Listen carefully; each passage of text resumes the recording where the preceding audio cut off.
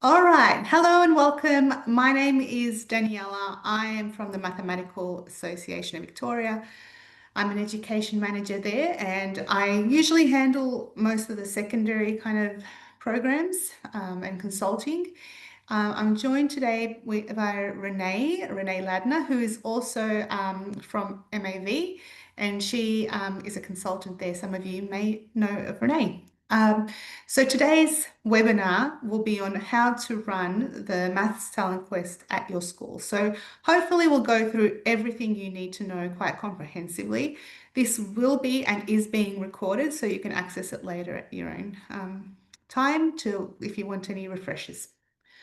Okay, so let's get straight into it. Firstly, I'd like to acknowledge the lands on which we are holding this webinar, which is from where I am, the lands of the Wurundjeri people of the Wurrung language group in the Kulin Nation. And I pay my respect to the traditional custodians of the land on which MAV and yourselves are located. Okay, so what is the MTQ? It's the Maths Talent Quest over and out. What is it? It is a structured and supported way to run mathematical investigations with students at your school. The program is over 33 years old. It was established in 1982. So it's one of the longest, wait, was my maths right there? I'm not sure. Maybe that's an investigation in itself, but it's quite old. So it's open to all primary and secondary students across Victoria. And the focus is to really encourage students to undertake mathematical investigations in areas that interest them. So whether they're applying it to something like a hobby of theirs or a current world issue, it's applying mathematics to real world contexts. The objective is to promote interest in mathematics, foster positive attitudes, really foster communication between students, peers, teachers, parents, and for the students to realize how useful mathematics is in the real world and to hopefully combat some mathematical anxiety that's out there as well. We are very pleased with the reach of the MTQ. It is an interstate program, so other states in Australia run it too. And then the best investigations are selected to participate in the National Maths Talent Quest, which then goes through another round of judging, and students are awarded more prizes for that. It has even received international recognition and attention lately. I had a teacher from an international school contact me asking me if they can participate in the Maths Talent Quest in Victoria. So we are, we are quite popular. And do you know what? Also, the reach of the MTQ is not just geographical, but also longitudinal in time. So students remember these investigations for a long time. We've had students who received Maths Talent Quest awards when they were young and who have now grown up to be adults, and they come and tell us about how they still remember their MTQ experience. So how do you run the MTQ at your school? There are many different ways. And we've kind of tried to split it up into two stages. So the stage one is free access to an LMS of resources that kind of guides you as a teacher to run it at your school with all the supporting resources that we have to offer. This means that you can access the LMS, which has teacher and student tip sheets in it, topic inspiration guides, the rubric that we assess with, and examples of past student work that we found excellent. Students, there's a lot of flexibility in how you conduct it at school. You can start it at any time. Some schools I know have already started the MTQ from term one. And you can do it in classes, extracurricular, at home. That is to be decided by yourselves. There's no submission required. If you want to participate in the MTQ, you can. For stage one, we are just happy to give you the resources and off you go. And what I wanted to show you now is how it looks like from the user end on our website to register for the MTQ. So during this presentation, I'll be jumping in and out of my PowerPoint slides to show you the real experience on our website. So just bear with me a moment. Here we go. So when you go to the home page, I'll start at the home page. You go to Student Activities and Mathematics Talent Quest here, and it will lead you to this page. We'll have some information, and then there's a green button here. I'm hoping you can all see it. Yes, MTQ Access. You click on that, and it will take you to a landing page. If you haven't already registered, your landing page will look like this, 2 buttons. So the first thing I want you to do is click on Participate in the MTQ. This will be a little reminder to update your details. If you see a school here that you don't no longer work at, please update that so we have that record in our system. If it's all correct, you click on Next. And it will take you to the next page, which will have your name, and you're registering yourself as the MTQ coordinator for the school, and you can register other staff members. Now here you'll see a list of my colleagues from MAV because that's who I'm associated with. But I'm going to register myself, and I'll register Renee because she's here today, and I'm going to proceed. So myself and Renee will now go on to a list to gain access to the LMS. So I'm going to save that. And now when I go back to the landing page, you will have more buttons because I'm registered. And because we're currently in this date range where we're taking submissions for MTQ now, you can actually, from today, you can submit entries for judging. But we won't judge them yet until that cutoff date has finished. So I'll come back to this in a moment, but what you can do during the year, let's say another teacher wants to have access to the MTQ, you can always go and click on the green button that says Update MTQ Registration, and you can add more staff at any point. Furthermore, because eventually we will be judging these entries, you can allocate staff from your school as judges. You yourself will automatically be allocated as a judge, but you can allocate other staff as well. So I'm going to allocate Renee there as well. And she will be now a judge in the system. Okay, so that is how to register. Very simple. Then what will happen is we'll get a list of the people who've registered that day. We will enroll you in the back end to the LMS and send you a confirmation email that you have access to the course.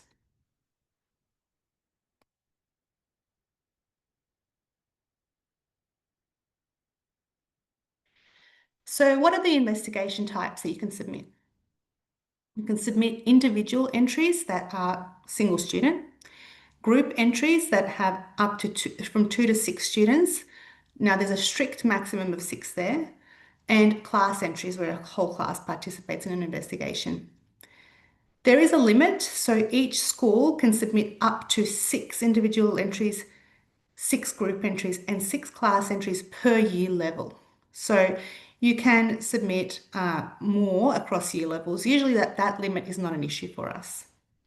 What usually happens at schools is, let's say there are 10 individual entries in a class, there will be some sort of judging process at the in-school level, and then the teacher will select the top 6 to go through to the MTQ. Now, if there are more than 6 students in a group, and let's say there are 8 students in a group, you do have to register them as a class because we have a strict maximum of 6. Here are some tips to get started. So start working with your students early, and term 2 is ideal for that because you have access to all the resources, and they have plenty of time until we close the registrations.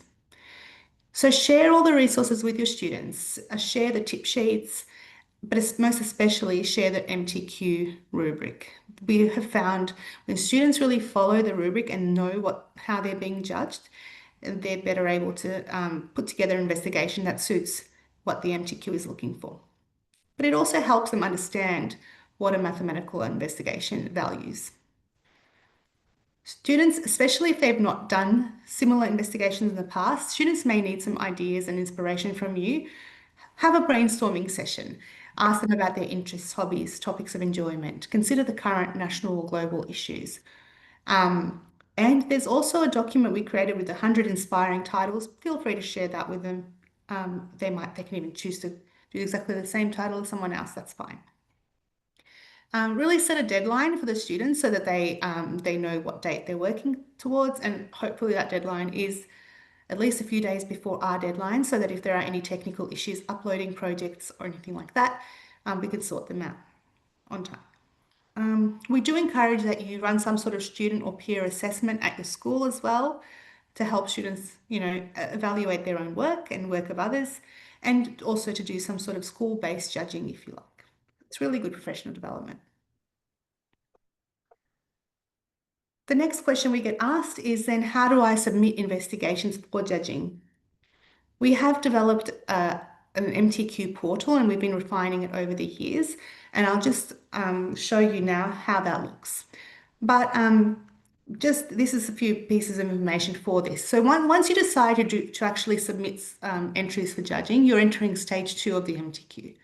Stage 2 goes through a formal submission and judging process, and there is an entry fee per investigation.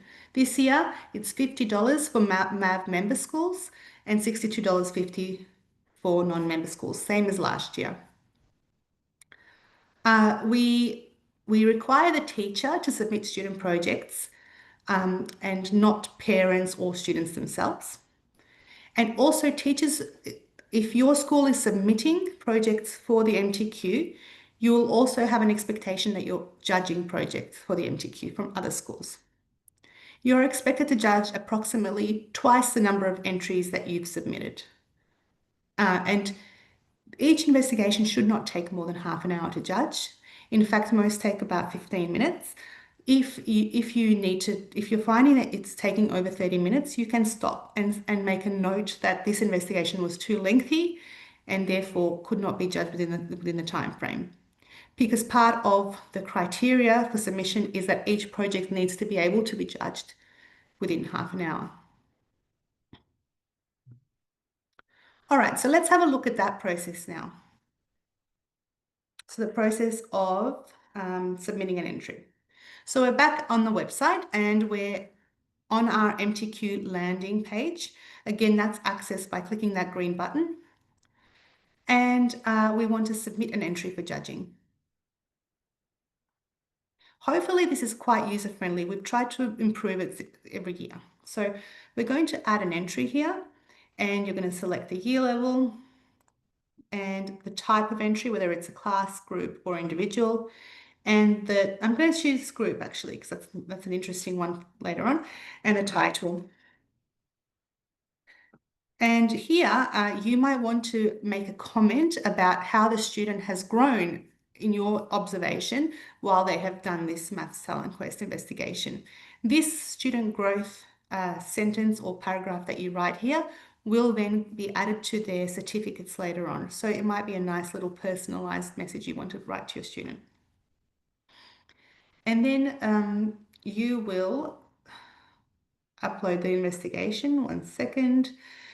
There will be an upload files bit here. You'll select the file and upload it, and you will enter the names of the students in the group. And now, obviously, if that was an individual, then you would only have one name field there to upload.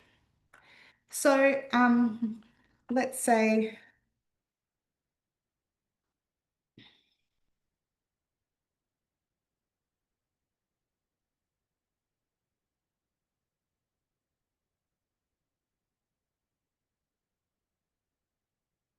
I'm sorry, I'm just going to do this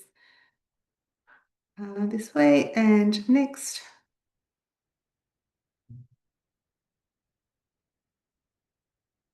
The status here is incomplete.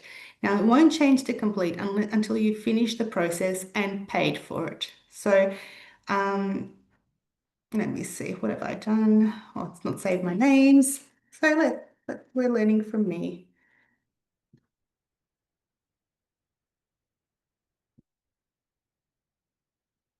Save.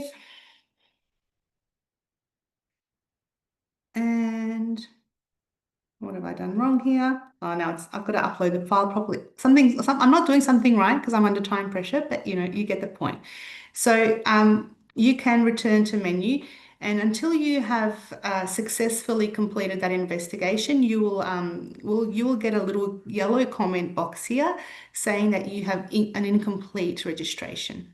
So that will remind you that you either haven't paid, you haven't uploaded a file, haven't written the names, or something's gone wrong there. So that's a nice little handy thing to help you remember. Now, let's go back to the slides. And sorry, I don't know how I've managed to scribble on here. Renee, do you know? I don't know. I must have, someone must have scribbled, or maybe it was me. I don't know. Doesn't matter. You can ignore it. Then the next question is, how do I then judge an investigation? So once judging is open, you will get a rubric, the same rubric as is uploaded onto the LMS. And this rubric will be virtual, so you'll be able to enter marks for each category on the rubric. We have actually changed the rubric this year because last year we had some feedback that the rubric was a little bit vague to understand. So this year we tried to really make it quite specific, but also weighted more where we value more marks. So, for example, the investigation aim is worth 5 marks, whereas the link to the evidence of work is worth 3 marks, general capabilities are 2, and so forth. So it's quite easy to see where a mark should be awarded. In the past, we have had quite a lot of discrepancy sometimes between different judges' marks. So hopefully this year that won't be so much of a case. Now, that leads me to the next point, that each investigation will be judged 2 to 3 times, sometimes more if there is a large discrepancy. So let's say we've judged it twice and the two judges have awarded very similar marks within 1 or 2 points. We won't need to then necessarily judge it a third time. But if there is a larger discrepancy, we'll judge it 3 times. And even if after 3 judgings, just going to let that person from the waiting room. If after 3 judgings there is more than 10 marks difference, and someone from MAV will judge the investigation once more to make sure we're being fair.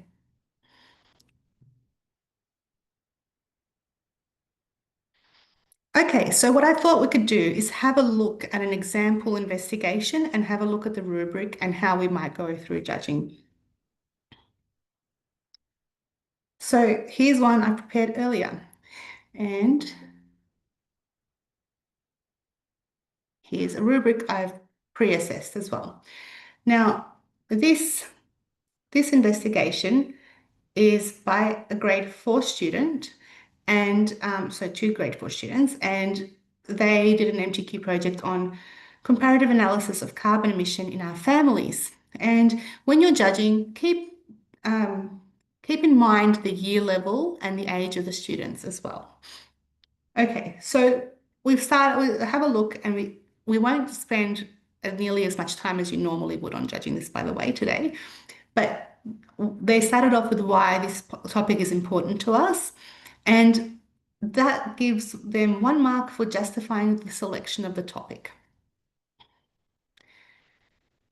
What we know already. So they're making some really strong connections to the real world here, and that gives them 1 mark for the rubric section on connections to the real world and the usefulness. So we've got 1 mark for usefulness here. So reducing our greenhouse gas emissions can have a real impact and fight the effects of greenhouse gas pollution. Useful. Chocolate will become more scarce, useful if you want to stock up on chocolate. And so I've given them 2 marks there for the connections to the real world, etc. So here I found the aim. We would like to understand why. We want to gain a better understanding of why. That's indicative of an aim. Obviously, I would be reading that fully if I was assessing this and judging this, and so forth. Now, they've gone through and done a plan and predictions, so hypotheses. This is grade 4. It's a quite an exceptional investigation, this one, by the way. And then they've done additional bonus challenges. Now they've put in here mathematics strategies that we use in our project. And there is a rubric category here about listing, detailed and accurate listing of all the mathematical strategies and content used in the investigation. There was 1 mark I deducted here simply because of the lack of detail and justifications for using certain strategies. However, they have listed them. So then we've awarded 2 marks for more than one strategy has been used. An overview of the investigation method here is a nice plan of the method, etc. And we go through and we keep marking. Now there's here, I've started to notice when the student has been writing that some of the mathematical conventions are not clearly, like, not accurate. For example, writing kilometers with an S, megajoules with,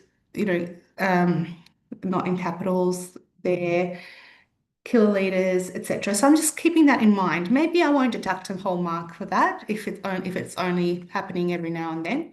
But maybe if it's kind of more frequent throughout the investigation, there is a mark here for accurate mathematical symbols under mathematical notation. I may decide to deduct a mark there. So I keep reading, etc. Then I noticed here, for example, it's a hand-drawn graph, amazing, because we want to see that it's the student's own work. However, for example, this axis is not labeled. And so things like that, I'm just keeping in the back of my mind. I've noticed that carbon dioxide here doesn't have a 2 as a subscript. I mean, little things, right? But I'm starting to think that maybe the notation does need some work. So maybe I'll deduct a mark there. And here as well, tons written as TONS instead of just the T, which is the mathematical convention. Again, that's my justification for removing the mark for accurate mathematical symbols. This student did an exceptional job, however. So I'm just going through the rubric, and there's 2 pages to this rubric. And when I was deciding how to mark it, I decided to deduct a mark for a nuanced and sophisticated analysis, drawing further on elaborations to real-world connections and implications. So this student fantastically related the connections to the real world and discussed and elaborated real-world implications. But this nuanced and sophisticated analysis is that one step deeper, what it could mean, what other connections could there be, what other factors might be at play. It's a bit of a next step in the thought process, and that is a hard mark to get.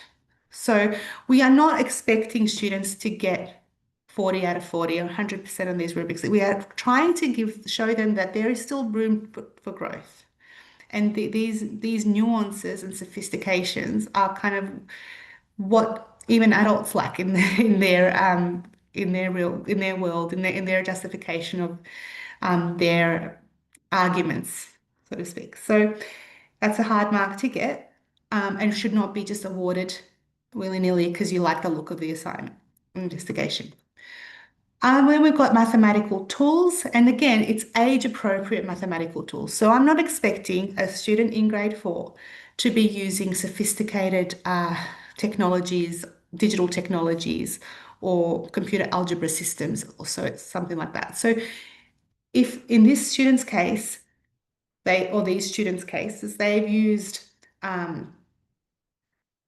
the technologies of pen and paper. They've also referenced some websites and things like that where they've gone and done some calculations as well. That for me is age-appropriate use of technology, and I've awarded that mark. So I've gone through, I've had a look at the analysis of the mathematics, and throughout this investigation, there is a lot of analysis of mathematics and the use of mathematics throughout. One thing that always gets asked is there is a um, there is part of the rubric which talks about the accuracy of the mathematics. Now, where am I? Accurate mathematical applications and calculations. For an investigation like this, we do not expect you to check every single student calculation. That is very much not realistic in half an hour. But you may want to pick and choose a few just to sample that the students have done the right calculation. So I might choose maybe a couple of multiplication questions or a couple of arithmetic questions, percentage questions. I might have a look at a couple of graphs, and if I'm satisfied that they're accurate, I'll make a judgment that the mathematical questions and applications and calculations are accurate and award that mark. Now, I'll just skip forward to a few that I was unsure about. So there's a bit this one saying reflections on learning, and it said discusses the implications for them going forward. Now, there are kind of hints at implications, but the students haven't explicitly said, going forward, I would do this or this or this, or going forward, my family would do this or this, or going forward, the world would benefit from this. They haven't explicitly said it. There have been hints. So, and I can't exactly remember, it's a very long investigation where that is. If you're not sure, maybe write down 0 to 1, not sure. And I wrote that a couple of times. So elaborates on the connection to general capabilities and discusses the implication of the investigation on the general capabilities. Again, I wasn't quite sure if it was explicitly connected. I wrote 0 to 1. Kept going. I've got acknowledgements and references, and I have some acknowledgements of people here. I've got acknowledges resources and AI. They do acknowledge resources. They haven't used AI. And lists references in an orderly manner. This student has, or these students have used references throughout the investigation, putting website links and source links throughout, which is great to see. However, they haven't finished off with a reference list in an orderly manner, and I decided to deduct a mark for that one. And provides ample evidence of the student's own work. There was plenty, so I gave all 3 marks. Now, when I added this all up, I got that they could have either 33 or 35 marks based on how I gave these two, how I awarded these two. I wasn't sure about those two, but I read the whole investigation and I had a gut feeling that this student deserved a 35 out of 40 more than a 33 out of 40, so I gave him the 35 out of 40. So there were 2 marks that I wasn't quite 100% on how to award, and I went with what I assessed as a teacher this student deserves. And there will always be a bit of that. Okay, so we've had a look at how to assess. After judging, what happens next? Sorry, Daniela, can I just jump in there before we go to after the judging? Yes, sure. We had a great question about the investigation being student-led and how much, if any, is the teacher allowed or supposed to provide. I think that's a really great question, and I think it would depend on the particular school and the students. And so are you able to answer that or provide some advice on that? For sure. And we always say that it needs to be students' own work, and the students should be able to justify any part of the investigation in their own words if asked or questioned about it. We have seen in the past investigations that come to us that look like the parent has had too much input, which we can't really control. We would really love to communicate, and you as teachers to also communicate to the parents the importance of allowing the students to do this independently. I mean, there's nothing to gain for the parents taking over. The students should be it should be their authentic work. This issue comes up mostly with class submissions or class investigations because when there's 20 odd students participating, we find that the responsibility is so diluted to each student that the teacher ends up taking over. And we really would like to encourage teachers not to do so and to reach out for support. If they're having trouble managing a class investigation, we can definitely lend them support on how to do that. without taking over. So how to delegate tasks to students more effectively or form mini groups within the class to tackle that problem. Renee, you've done MTQ at your school. Do you have anything to add? When I was running it, I just kept redirecting them to the rubric. So every time that we met every fortnight for me to touch base on where they were up to. So we kind of had a mini conference to say, all right, where are we up to? How are we meeting this in the rubric? Where do you think you are? And, constant self-evaluation before proceeding. And I guess my role was really to make sure that they were on track with their research, that they were matching the rubric as best that they could.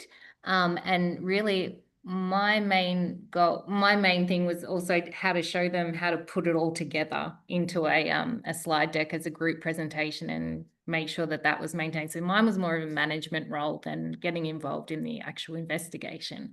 And again, like you mentioned earlier, facilitating that initial brainstorm and discussion of ideas and how do we keep a lid on it without it getting too big. Mm. Okay. So there's no real authentication process to any of this. It's very tricky to do. Very tricky to do with the amount of entries we get. But like Daniela said, it's very obvious when presentations come in that have been polished by a teacher or by a parent as well. And At high school? it's so hard because even now, it's not even parents or teachers, it's AI that can polish up a presentation. So there's only so much we can control. And we say that it would be ridiculous and not very realistic of us to tell the students not to use a tool like AI because it's out there, everyone's using it, so it's a realistic tool at their disposal. But we do encourage teachers to check that they have understood what they are saying, that is there in their they've understood every part of their investigation. And it's very difficult for us to check 500 audit entries that we get every year. So we do put that responsibility onto the teachers. No, fair enough. Thank you. Yeah, thanks for the question.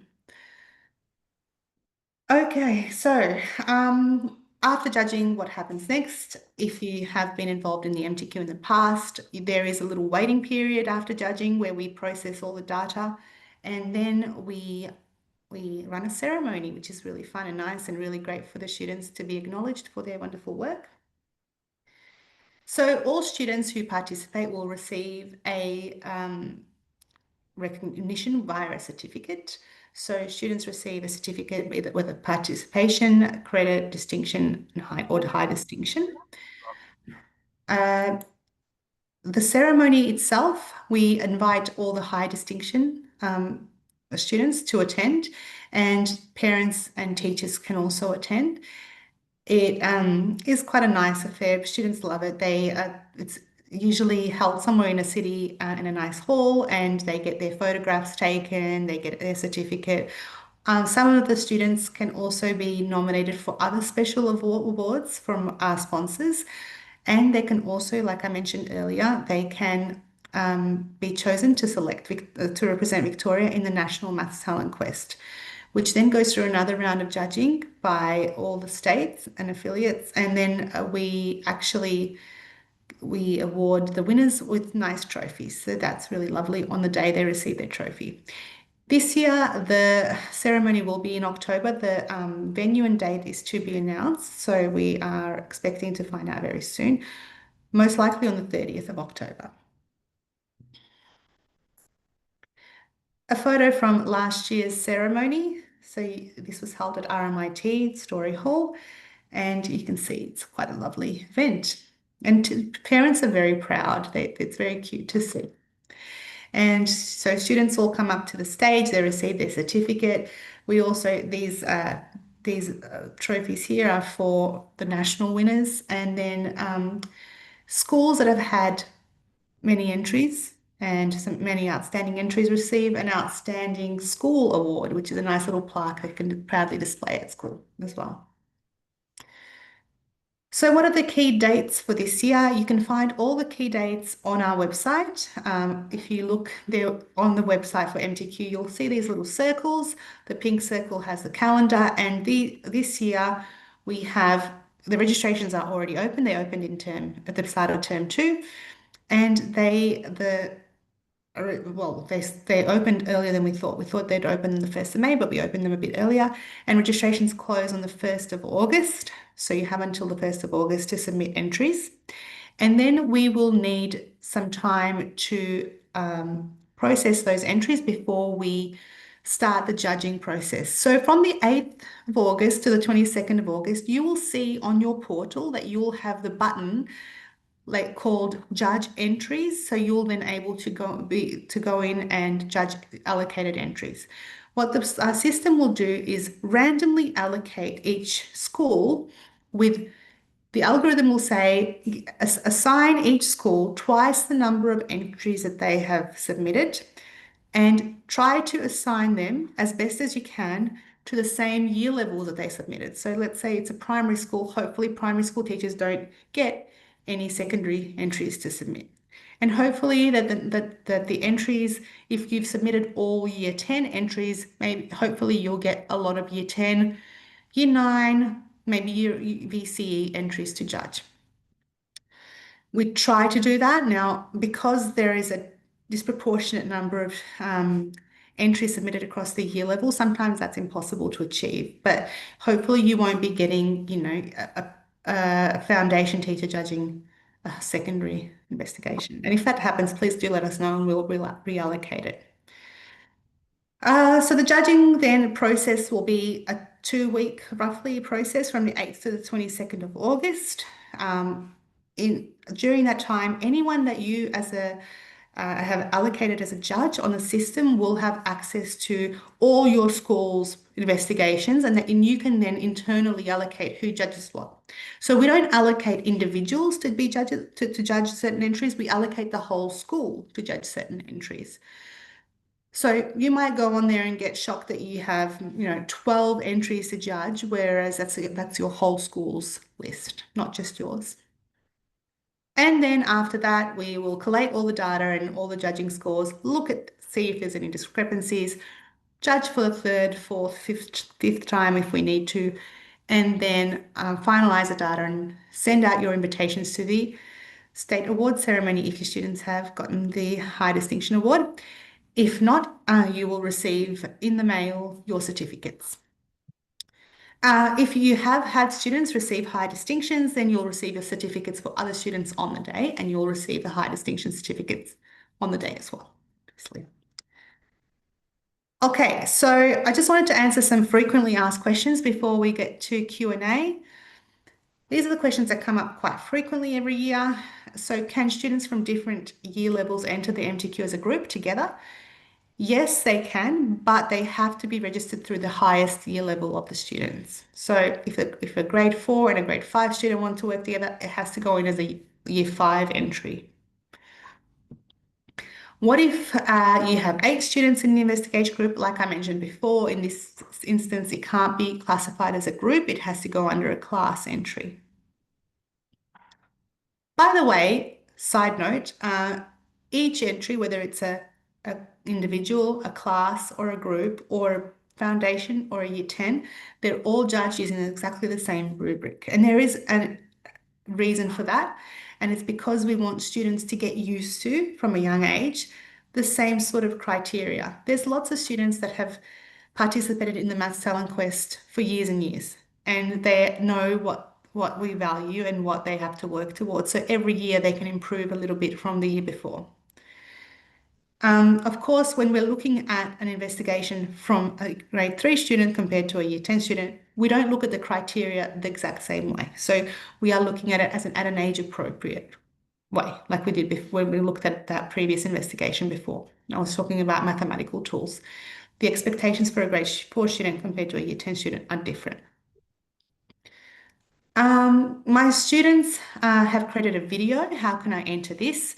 So the best and easiest way is to upload the video to a student-friendly platform. There's YouTube Kids, which works really well.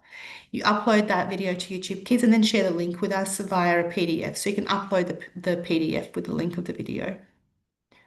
Sometimes teachers put that into a drive, but drives can be a bit complicated because of the permissions. And some of the times they work well, other times we don't have permission, and it just slows down the process. So I do recommend YouTube Kids. So my students have completed an amazing investigation. It will take judges at least 3 hours to read and understand their findings. Can I still enter this? Like I said earlier, you can, but the judges have been given a guideline of maximum 30 minutes to judge, and they are not expected to spend any more time than that. And we really value that part of this process is that the skill of communicating concisely. So please encourage your students to work within those parameters and find a way to efficiently and effectively communicate their results. Likewise, another side note there, I remember last year I received a year 10 entry from a student that was way beyond my capacity to comprehend. It was talking about really complicated university level mathematics, which I did at university, but it's been so long, and physics, and oh gosh, it was complicated. In that case, I will do my best. We will do our best at MAV to try and find someone qualified to review that student's work. But this year we have added a button when you're reviewing an investigation. If you're finding the mathematics too difficult to follow or the justifications just too difficult to follow and you don't think you can accurately judge this investigation, there is a button you can click to let us know and then we'll follow up on that. So there are buttons where you can click if it's taking longer than half an hour or if it's too tricky to follow along. Okay, so the last question here is I have 3 complete entries and want to start the registration for the entries, but I'm waiting for some more students to complete their work. Can I start registrations now? Yes, you can. So I showed you the registration process. That can be edited from now until the 1st of August. So you can go in there and change it as many times as you like from the 1st of August. You can keep adding teams, etc. You don't even have to pay now. You can pay at the end when you're ready to submit them all. So that's all I've got for the frequently asked questions. Now it's over to you. Do you have any questions for myself and Renee? Feel free to unmute and ask away.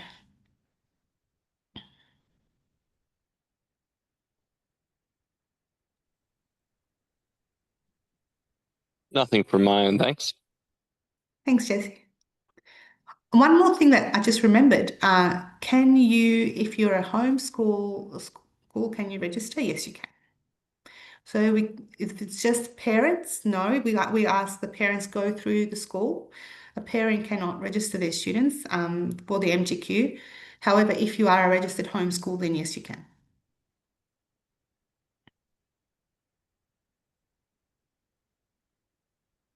Well, it sounds like it was very thorough, Daniela. And Hopefully I've covered all bases. if there are any other questions, I'm sure they can reach out to yourself or me for any other questions. But if there's no other questions, and Daniela, you've finished? Yes, I have. And I just wanted to show you on the MTQ website where you can find everything. So it's all here, and you can reach out via my email or via the email mtq@mav.vic.edu.au.